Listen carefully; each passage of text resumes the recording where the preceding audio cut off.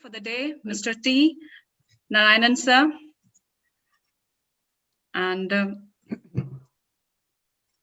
Mr. T. Narayanan would be speaking on strategy execution for another mega brand, Metrogyl, a favorite of dentists also. He is a graduate in chemistry, started career as mid-rep for JB Chemicals in 1979. He was promoted as training manager to marketing manager and then as national sales manager for Helios and Key Pharma, based at Ahmedabad and Delhi respectively. He has worked at senior positions with Athipharma, Lipinova, AAP Germany, and from 2011 to present, he is working as a operations manager for a hazardous waste management company. T. Narayanan sir, please share with us this journey of Metrogyl. Thank you, Swati. Thank you for. Here we go. Yes, sir. Yeah, okay. I think, Swati, I was planning to take a, Dr. Swati, sorry. I was planning to take a anticipatory bail before my presentation. You have done it for me, saying that I have been away from the pharmaceutical industry, managing waste management, hazardous waste management for the last 12 years. So thank you very much for that. And now I am being asked to speak on a product. The company which it belongs to, I had left in 1999. I had to literally dive into my memory for quite a lot into discussing about Metrogyl as a brand. Let us see. Remember, please, this is a product which I started promoting 2 years when I started my career in 1979. And I came into brand management and training and into the head office only in 1989, 87, 88. So till then, this is the story of Metrogyl at that time. Let's look into that. The unique journey of Metrogyl. Let's look into a peep into what is unique as such. Unique started in 1956 by Mr. J.B. Modi, Sri J.B. Modi, with limited operations in Bombay, Gujarat, Andhra Pradesh, parts of Andhra Pradesh, and parts of Uttar Pradesh. This is where the journey started, somewhere in 1965-66. At that time, the marketing, administration, sales, all were headed by one person, one Dr. J.K. Bhatnagar. I specifically mentioned his name because he was my training manager when I joined this company. He was in charge of training as well, and he helped in shaping my career in this. Then we expanded the operations in 1972. From 65 up to 72, it was very limited operations. In 1972, unique expansion into other areas started. This started with the introduction of a person with a Pfizer background. His name is Mr. Kurian, who took over as the head of marketing of Unique. And with him, he brought in a lot of professional people from Pfizer, as well as from some other companies. There were managers who were brought in from Pfizer, who were representatives in Pfizer. They joined Unique and the operation started, especially in southern India. In eastern India, one Mr. D.K. Ghosh was there. And in Delhi, one Mr. Kanwar was there. In Kerala and Tamil Nadu, there was one Mr. B.K. Gopal. These are all people from Pfizer background who developed and shaped Unique. The range of products at that time included basically antibiotics, everything starting with Ificillin, Ificycline, Ifimycin, which is chloramphenicol, Ifitrim, which is cotrimoxazole. These kind of product brands were the main thing. And then there were anti-inflammatory agents like phenylbutazone and some multivitamins. Like Pedivit M was one brand that was there. I have never promoted those brands because they were withdrawn by the time I joined this company. And then there was one product called Synorin B6, which was a B1, B6, B12 injection. And I remember when I joined this company, doctors used to talk about one product called Timpanol. which was for hearing impairment, but that product had been withdrawn by that time. Then Metrogyl was launched in 1973. The product that we are going to discuss today is Metrogyl, and Metrogyl was launched in 1973. The brand extensions continued with innovations to 76 from 73 onwards, and consolidation of market gains with some other good molecules also happened in this period. The big jump happened in 1980 with the introduction of Metrogyl IV. I'm proud to have been associated with the launch of Metrogyl IV in the field, actually. And the product was introduced with huge fanfare, with clinical trials and at various headquarters and with Dr. Mead. This is an overview of what happened with Unique. Now let us get into Metrogyl, the inside story. Why I am using that term inside story, I will come to you a little later. The only player in the market at that time in 1972-73, when Unique happened, was Flagyl of May & Baker. That was the only metronidazole brand that was available in the market. See, if you take an analogy from football, some of the greatest forwards who are the goal scorers, I'm not talking about the playmakers like your Cristiano Ronaldo or today's or a Maradona. I'm talking about the forwards as such, like a person like Ronaldo of Brazil or Gary Lineker of England.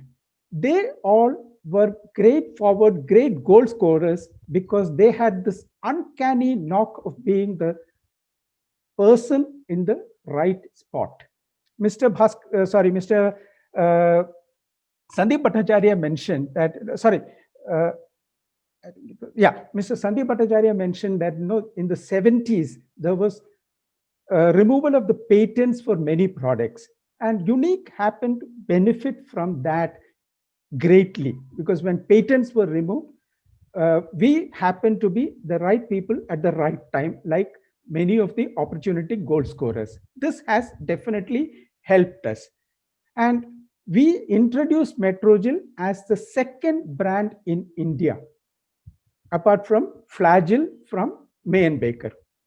The next statement I'm going to be making is slightly provocative, but it is a fact. Fortunately for Unique, M&B was a sleepy company, and Flagyl was not a high priority brand for them. Their main focus was on other drugs, their psychotropic drugs like Largactil, etc., and Fencidal, which was a money spinner for them, their cough syrup. They had other priorities. Therefore, Flagyl was not a high priority promotional product for them. And as it is, they had a monopoly. And so they carried on with that. Most of the representatives in in May&B, they were senior people, so not very aggressive. The main aggressive multinational companies those days were what Mr. Bhaskar Chakravarti said is Pfizer one. The second was Glaxo, Allenbury's. They were very aggressive companies. The others among the multinational companies in the 70s were not that aggressive in marketing because they had their products which they had the monopoly of, and therefore they continued with the promotion. That's what. Flagyl was focused on gynecologists for the treatment of trichomoniasis. That is the first indications into which metronidazole came into for usage. The name Flagyl itself is because Trichomonas vaginalis, the causative organism for causing trichomoniasis, has this flagellums. That is why the name Flagyl itself has come. And they were focused on gynecologists for the treatment of trichomoniasis as such. The drugs that were used in amoebiasis, there was papers available that this drug is effective, metronidazole is effective in amoebiasis as well. But since Mayen Baker was focusing more on gynecologists, the drugs used in amoebiasis were basically chloroquine, which was effective in hepatic amoebiasis. Fangquan, there is a brand called Entobex of Ciba at that time, and diloxanide furoate, which is later got to be combined with metronidazole by Boots as entamizole. These were the drugs that were being used. And Unique offered the solution as Metrogyl 200 milligram, which was first introduced in 1973-74. This was the introduction of Metrogyl 200 milligrams in 1973-74. Metrogyl was an effective drug in both intestinal and extraintestinal amoebiasis, and Unique focused on this market. We focused on this market. I was not in Unique at that time. This is what I have learned when I was in the head office from 1987-88 onwards. The dosage was 400 in amoebiasis. The dosage was 400 milligram 3 times daily, and shortly Unique introduced this strength for the first time in the country. Now, this is like what happened with Septran and Bactrim, who got sidelined with the introduction of double strength, or as some companies called it as desired strength. So Septran and Bactrim, they came into the market and they had to be used 2 tablets twice daily. Why do you have to do that? If the dosage is the higher strength, then why give 2 tablets, advocate 2 tablets? That is why when the DS strength came, that the double strength came, Cipline DS, etc., they took over the market because the convenience of administration of 1 tablet. And Unique had that advantage that they were the first company to introduce the 400 milligram tablet, and therefore went ahead in the anti-amoebic market. Then another thing that happened is metronidazole is an extremely bitter compound. You cannot imagine that. No, I have tasted that raw material of metronidazole, and it is absolutely bitter. But it had a problem. The normal solution to a bitter tablet is to introduce it in a sugar-coated tablet those days.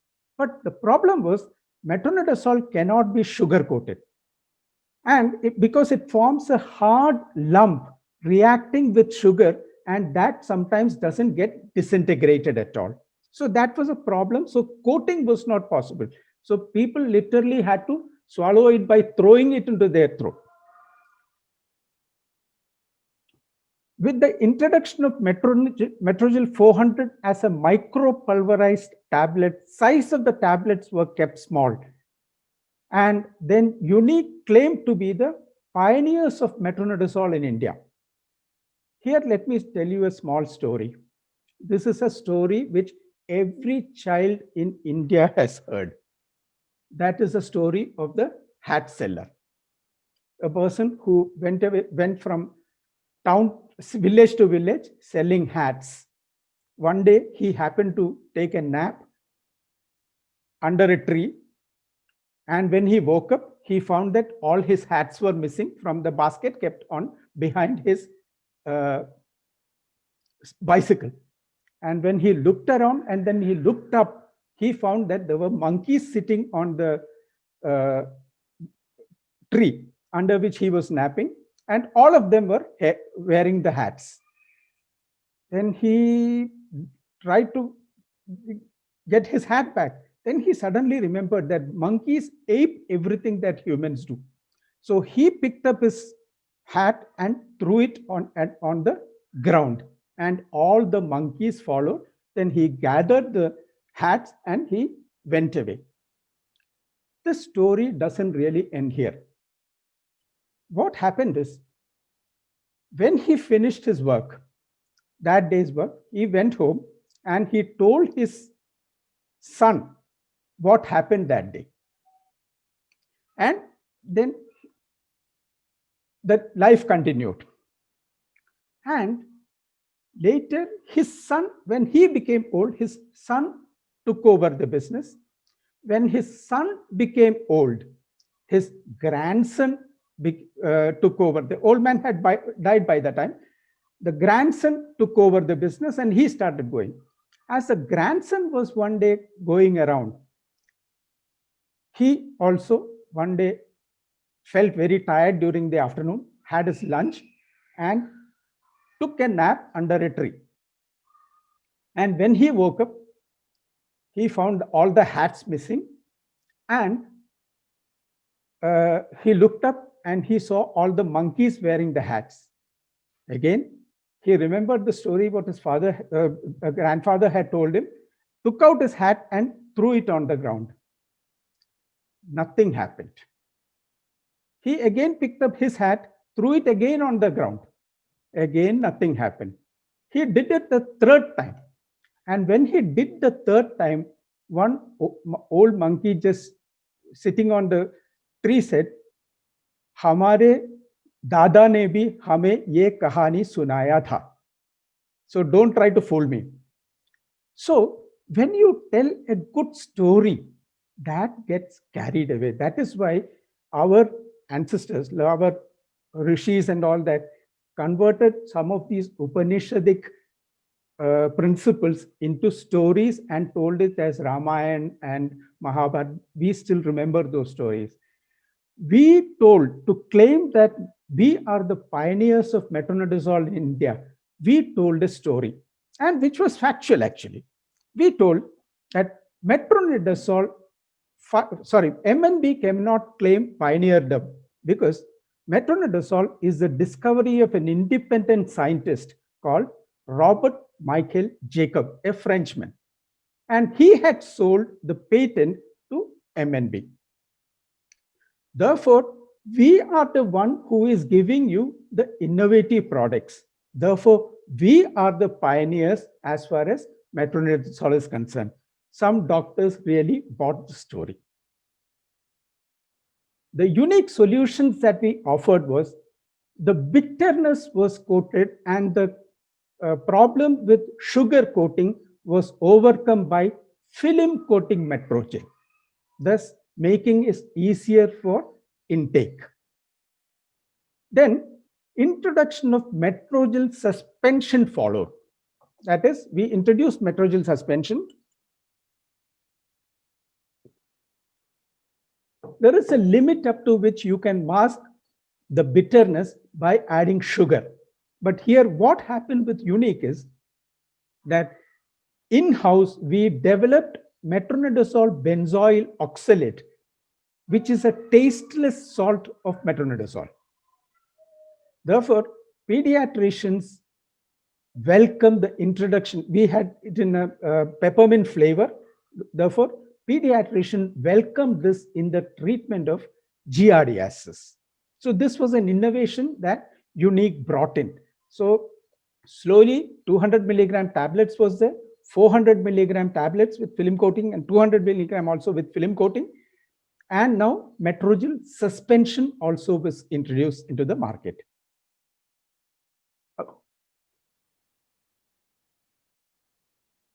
Slowly, the brand equity gained strength. Then what happened is, we talked more about metronidazole than any other company. In between, Unichem had introduced Unimazole, and some other companies, many other companies had followed suit with metronidazole. But we were the company which spoke maximum about metronidazole. And doctors listened to us. Expanding market share prompted Unique to start basic manufacturing of metronidazole in India. We are the first company which started basic manufacturing of metronidazole. We put up a plant in Ankaleshwar just for the manufacture of metronidazole. Actually, in between, just to add to it, there is an intermediary compound in metronidazole that in the manufacture of metronidazole that is required, that is called as glyoxal. There was a shortage of glyoxal, or the company that was supplying glyoxal to Unique, they had started creating some problem. Therefore, Unique put up a plant manufacturing glyoxal itself. So even from the basic, very basic stage, APC stage, we started manufacturing metronidazole. It resulted to the it went to such a level that we were even supplying raw material to May and Baker. Flagyl tablets that is available in the market was being, the raw material was being supplied by Unique, that is literally carrying coal to Newcastle. This is the Metrogyl journey. Now, Metrogyl IV, the inside story. This is the one which gave a total fillip to Metrogyl in the market. The background of this is anaerobic infections were unrecognized in India. Nobody knew about, doctors, most of the doctors did not know about something known as anaerobic infection. Higher antibiotics for treating gram-negative aerobic infections were just being introduced. Tetracycline, ampicillin, erythromycin, chloramphenicol, cotrimoxazole were the main drugs that were in the therapeutic armamentarium of surgeons and gynecologists, or for that matter, physicians or any doctor. Gentamicin was considered the ultimate drug because this was Pseudomonas. That was one of the problem areas. So gentamicin was specifically effective against this. Garamicin as well as genticin, when they were introduced, they were welcome and they were being reserved as a second line treatment when the other drugs fail. Some of these drugs that we mentioned, like tetracycline, ampicillin, erythromycin, etc., they have some limited activity against anaerobic bacteria as well. In fact, when we started talking about anaerobic infections and with the introduction of Metrogyl IV, Hext, apart from hostacycline, they had another product called Reverin, I think, if I remember the name right. It is Rolly tetracycline. And they had that injectable of Rolly tetracycline, which they started promoting for treating anaerobic infection. But they did not get much of a success in that because that product had its limitation in the spectrum of activity. Whereas Metrogyl, the spectrum is so good and the effectiveness was so good that there was no competition to that. But my point is that more and more people started talking about anaerobic infection. So the awareness of anaerobic infections expanded among the doctors in India. Cephalosporins were just making their appearance. I think the first brand was that of Ranbaxy had introduced. I forget the brand name, so I couldn't recall that. So cephalosporin had the first generation cephalosporin. I think Sporidex, if I remember right. Sporidex had just started making the appearance in early 80s or late 90s. Sorry, late 70s. The unique solutions that were offered was the big jump came in 80-81 with the introduction of Metrogyl IV. Metrogyl IV was introduced with huge fanfare. We had clinical trials conducted all over the country in selected areas, and at various headquarters preceded the introduction of Metrogyl IV. I know that in Calcutta there was Dr. J.K. Sen and Dr. R.N. Roy Chowdhury who conducted the trials, and in Chennai, Dr. Madan Gopal, if I remember right, had conducted the trials, and in Bombay, Dr. S.K. Bansali had conducted the trials for Metrogyl. And in Trivandrum, which was my headquarters, there was Dr. N. Satyavati who had conducted the trial. But the other places, I'm not too much aware. I remember Dr. J.K. Sen and Dr. R.N. Roy Chowdhury from Calcutta, because they had in between, there was a film that was made. I think that is the next point I'm making.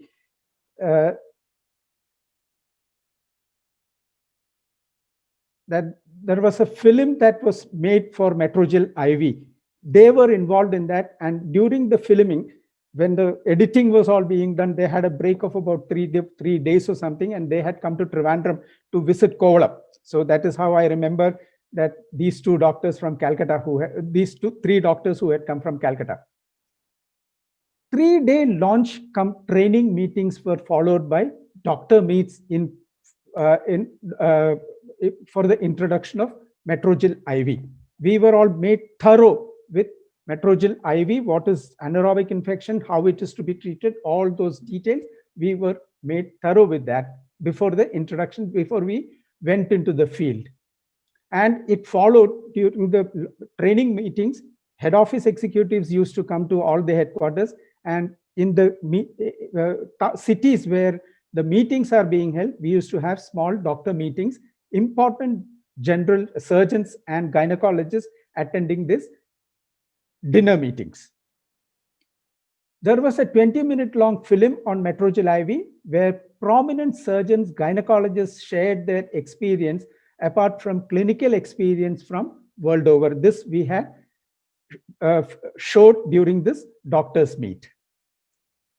The introductory visual aid had 28 pages. We talked irrefutable scientific proof. I think somebody, Amlesh Ranjan, was talking about scientific evidence-based promotion. We had started scientific evidence-based promotion for Metrogyl IV in 1981-82 when this product was 81-82 when this product was introduced. We talked only science. Nobody could refute what we were talking about. Every objection that is likely to come was addressed. Abstracts and clinical trials experiences of doctors were compiled and booklet distributed to surgeons and gynecologists during the launch of this product.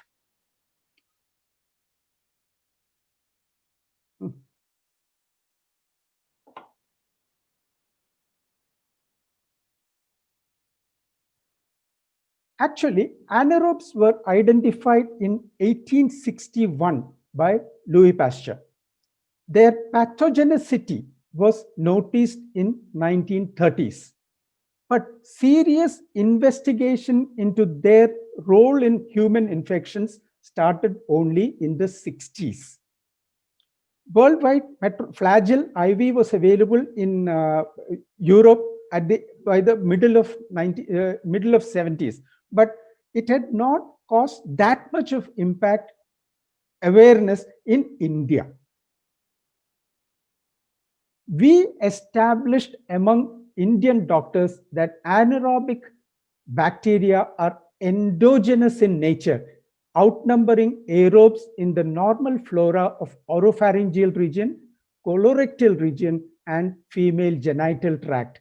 It is this endogenous nature of anaerobic bacteria which prompted us to have this visual aid with its first page saying, or the cover page saying, let me unveil the inside story of Metrogyl, that Metrogyl IV. That was a effective pun that was used to draw the doctor's attention to the endogenous nature of anaerobic infections.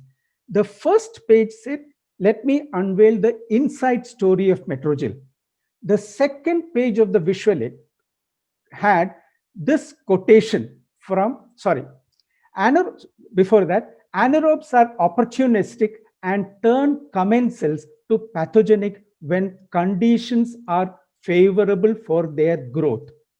This is the platform that we used here. This is the basis that we try to establish in the doctor's mind, that their anaerobes are endogenous in nature in clear-cut areas like colorectal region, oropharyngeal region, and in the female genital tract, they are present.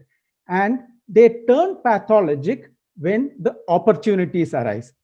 The opportunity that they required was established with this quotation from Journal of Antimicrobial Chemotherapy. I got this name, suddenly remembered this name only yesterday. And I hope the quotation is exact because I just recalled it from my memory. Any injury which disrupts the capillary blood flow with a resultant decrease in tissue oxidation reduction potential at that site, leads to anaerobic bacterial replication, and in the case of Clostridia, toxin production. Injury may result from surgery, trauma, arteriosclerosis, or the growth of a malignant tumor with ischemic necrosis. This is a quotation from a long article from the Journal of Antimicrobial Chemotherapy. There are two types of anaerobic bacteria that is seen in this. Here, one is called as the Clostridial bacteria anaerobes. The second is known as the non-Clostridial or obligate anaerobes. These Clostridial anaerobes causing farmer's foot or gas gangrene or tetanus, called Clostridium welshi, Clostridium perfringens, and Clostridium tetani, were known to doctors. And there were drugs available for treating this. But there is another class of anaerobes. These Clostridial anaerobes are those which can survive either in the presence of oxygen or in a reduced oxidation reduction potential. But obligate anaerobes or non-Clostridial anaerobes are those which can survive or grow only in a reduced oxidation reduction potential. This is where the role of Metrogyl came. That these drugs, these anaerobes, basically the Bacteroides group, Bacteroides fragilis, Bacteroides melaninogenicus, then Peptostreptococci, the actinomyces, all these kind of bacteria which are obligate anaerobes and have high disease potential, causing potential, they are obligate anaerobes and needed specific treatment. This formed the basis, this quotation formed the basis of Metrogyl IV as a prophylactic in surgery of gastrointestinal tract or the female genital tract. This is where the entire Metrogyl story was built. The first page had that inside story, what we talking about, the inside story of Metrogyl. The second page had this quotation, and on the third page we had, out of the 28-page visual aid, the third page had the photograph of a gas pack. The gas pack is the instrument or the equipment where anaerobic culturing is done. The anaerobic culturing, the sample has to be collected in anaerobic environment, transported and cultured in anaerobic environment. In those days, that is in the early 80s, only Jaslok Hospital in Bombay had that facility. Therefore, we said, this is what is required. And it was costing a few lakhs at that time. But there are definite clinical signs and symptoms which suggest anaerobic bacterial infection. The fourth page of the visual aid was that. What are the clinical signs and symptoms suggestive of anaerobic infection? The first point was that anaerobic infections are not acute in onset, but are prone to chronicity. Therefore, any chronic infection which is not responding to conventional antibiotic therapy can be ascribed to anaerobic bacteria. And the second point was, I will not go through all the points, there were 13 of them. I cannot recall all the 13 also. The second point was foul smelling discharge. Anaerobic bacteria are known to cause very, very foul odor or foul smell. When we talked this point, many gynecologists said in Trivandrum, at least I was in Trivandrum, I can recall that, oh my goodness, ward number 4 is the most unapproachable ward in that hospital, Trivandrum Medical College Hospital, because ward number 4 in that hospital was where the septic abortion cases were being treated, and the smell, the foul smell that emanates in that was something else altogether. I used to go into that ward because that is where our trial was conducted by Dr. N. Satyavati, who was the unit head of second unit of gynecology department. So to go meet her, I used to go there so that I know it was such a bad odor. So all these definitely struck a chord with doctors when we talk about Metrogyl IV. All the 28 pages were not detailed to all the doctors because that was divided into gynecologists and surgeons specifically. So according to specialty, we started talking about that. The initial strategy was to get surgeons and gynecologists to use Metrogyl IV to treat life-threatening post-operative sepsis like septic abortion, peritonitis, non-healing ulcers and abscesses, etc. These surgeons, they do get, we'll come to that a little later, abscesses and non-healing ulcers. This was the strategy that was used. Once doctors saw the dramatic results of Metrogyl IV achieved an reduction in mortality rates, we started advocating Metrogyl, usage of Metrogyl IV prophylactically. There is a different reason also for this, that any of these aseptic conditions in the theater, you can prevent an bacteria coming from outside to cause an infection.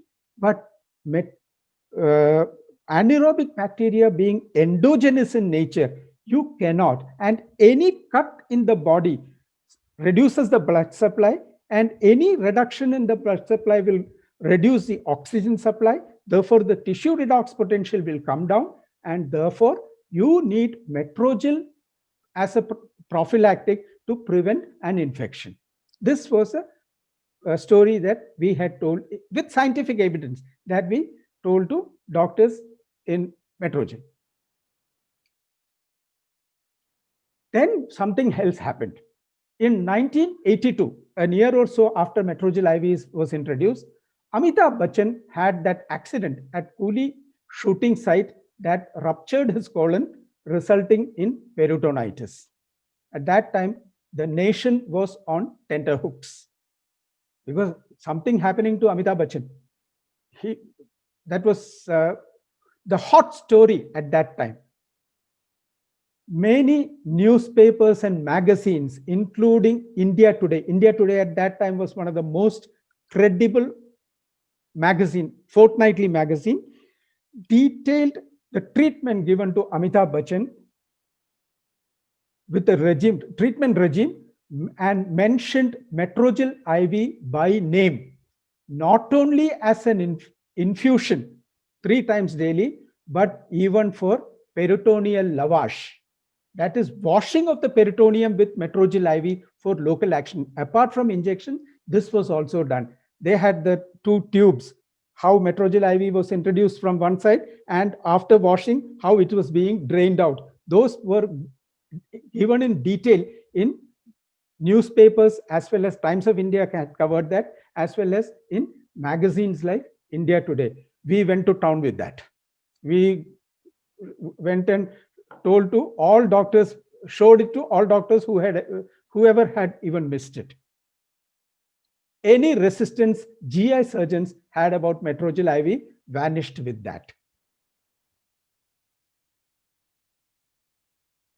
Once Metrogyl IV was established, we started talking of Metrogyl in other chronic infections as co-prescriptions to antibiotic. That is where this oropharyngeal infection, chronic tonsillitis, chronic sinusitis, all these conditions, whichever are related to chronicity, tending to chronicity. One of the first signs of anaerobic infection is they are not acute in onset, but are prone to chronicity. Any of the chronic infection, as a co-prescription to antibiotics, we started advocating Metrogyl, which was accepted by the doctors.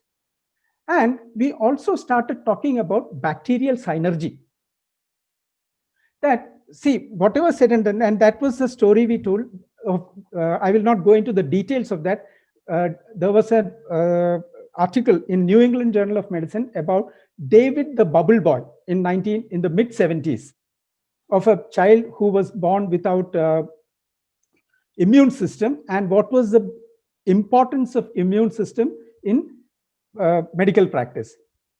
Here the problem is anaerobic bacteria. One of the most important defensive factors is in the body is phagocytosis. anaerobic bacteria are resistant to phagocytosis. This we established. And not only that, when they are present, anaerobic bacteria start replicating, they give protection to aerobic bacteria, which are normally susceptible to phagocytosis.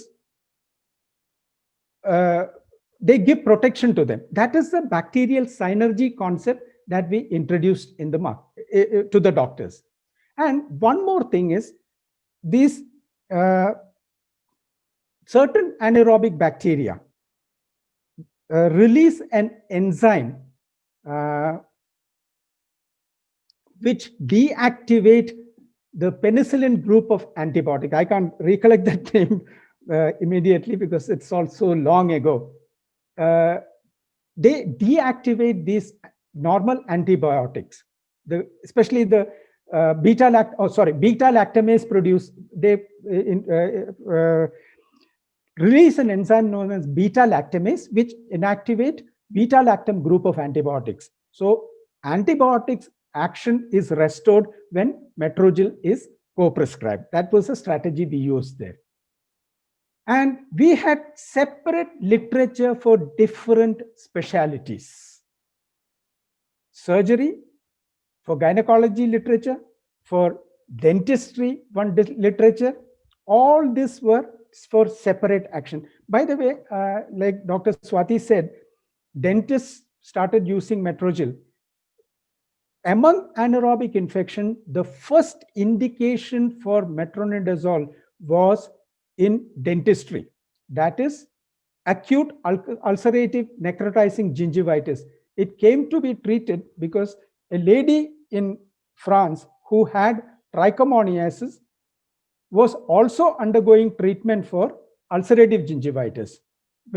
For trichomoniasis, when metronidazole was given, she got cured of her ulcerative gingivitis also. That is where the investigation into metronidazole role in anaerobic infections started. Sample catch covers were designed to suit each specialty. We had a special catch cover for surgeons, special catch covers for gynecologists, and special catch covers for dentistry, for ENT. All these things, samples were in separate catch covers. Then bi-monthly bulletins on latest scientific developments with at least one article on Metrogyl was distributed. There was a journal we had called Alpha Omega. That is where we promoted this. Yes, this is a very important point Dr. Sanjoy Mitra had spoken about, that when you introduce something, the focus should not be neglected for other products. Here in our case, what we did was that when we started talking about Metrogyl in anaerobic infection, there was some feeling among certain gastroenterologists who used to own Metrogyl till then, and some physicians, that we were neglecting them. Therefore, we came out with a separate strategy for promoting Metrogyl in amoebiasis to gastroenterologists, and separate promotional strategies were designed. In fact, this happened during one of the visits of our marketing director, Mr. K.N. Kaushik, to Trivandrum, where he had one evening free, and he came to meet a couple of doctors with me. And one of the doctors was a professor of gastroenterology. And he said, oh, now you have, he commented that now you have shifted your entire focus to anaerobic infection, forgetting about gastroenterologists and physicians about amoebiasis. Immediately, he took corrective action by all gastroenterologists were presented with textbooks, valued textbooks for their practice. The Trivandrum Medical College Gastroenterology Department got a textbook for their postgraduate students that we took care in that manner. Then came the brand extensions like entimosol. These were all reactions basically to what was happening in the market. Diloxanate furoate metronidazole combination was gaining acceptance in the form of entamizole. Therefore, we introduced Metrogyl compound tablet. Yes, this was an important introduction. Metrogyl gel for the treatment of, for topical dressing of venous ulcers, diabetic foot ulcers, which have got high anaerobic involvement because of long-standing nature. Because diabetic patients, they suffer from two problems. One is peripheral vasculopathy as well as peripheral neuropathy. Therefore, they get injured without their knowledge, and they become chronic because of delay in wound healing. So Metrogyl gel was introduced, that gained a lot of acceptance. Then Metrogyl DG gel, which is a dental gel with the combination this thing, and Normetrogyl, which was again a reaction to introduction of Normet by MCOR. So we didn't want to lose our leadership in that. So many of these products might have seen their go by date by now. This is a comment I received from one of the doctors I had asked to comment about recently. So he said, he is Dr. Bhaskaran, who was the professor of surgery in Calicut Medical College. He said, "Thank you for your good opinion you still have about me. I have very good opinion about metronidazole in GI infections and in use in surgery. At present, he has suffered a mild stroke, I believe. Therefore, he was unable to come on a video." In conclusion, opportunities come, but they need to be exploited. Unique had the opportunity and we exploited that. Innovations need to be brought in, and we were always in the front to bring in innovations as far as metronidazole is concerned. It was introduced in glass bottle first time, and then put up a plan for form fill seal form of Metrogyl IV. Scientific evidence should be the basis of product promotion, and we stuck to that. At least in the case of Metrogyl IV, we stuck to that. Implementable strategies should be designed for percolated down. We did that. There were strategies that I think somebody mentioned that, not neglecting the the dignity and capability of, I think Mr. Sandeep Bhattacharya only mentioned that dignity and capability of the implementer has to be kept in mind. We definitely, at least as an implementer, I know that how we were taken care of. And committed field force ensured the message was carried, and leadership plays a crucial role. And we had great leaders at that time. The success story of Metrogyl continues. Thank you so much for listening. That was my presentation on Metrogyl from whatever I could recall. Thank you, Narayanan sir. You remember so much. That is what is expected from all the brand managers, product managers, and medical sales team for every brand that they carry on their shoulders. You talked about the stories, the unique solution, and introduction of various suspensions, gels. That was wonderful to listen to. And it is really the whole plan that you told us about. It was an emotional journey, I must say, for you. It was. Thank you. Yes, sir. And thank you for that. And then, sir, this was amazing flashback into the creation of one of the biggest brands. Prashant Menon, sir, has commented. It was like a timeline for Metrogyl, like a biopic. So thank you, Narayanan sir. Great nostalgia has been created for this particular brand. And I myself, when I was practicing, was writing it without even thinking. So this is the legacy that this brand has created. We will be showing few KOL videos for Metrogyl also later. So let me introduce, thank you, Narayanan sir, for this particular emotional journey that you took us through. Thank you, Swati. And thank you, Vivek. Thank you, Swati.